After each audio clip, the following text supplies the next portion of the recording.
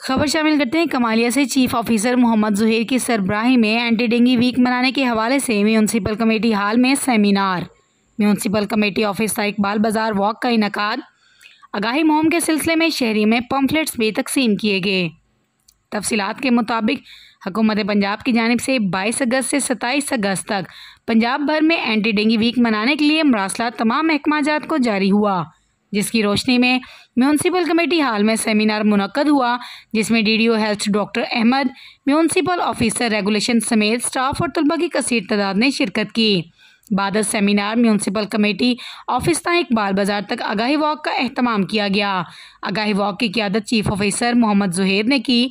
शिरका walk ने banners और play cards उठा रखे थे, जिस पर डेंगू से बचाव के सिलसिले में स्लोगन दर्ज थे। वॉक के इख्तिताम पर चीफ ऑफिसर मोहम्मद जुहैर ने शहरियों में डेंगू आगाही मुहिम के सिलसिले में पम्फलेट्स भी तकसीम किए।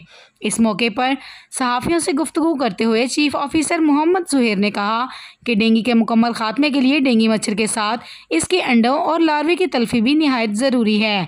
डेंगू मादा अंडे देने के लिए ठहरे हुए पानी का इंतखाब करती है, लिहाजा पानी जमा करने के लिए बर्तन मसलन घड़े, ड्रम, बाल्टी, टब और टंकी वगैरह को सही तौर पर ढांप कर रखें और बाकायदगी से खुश्क करके साफ़ करें।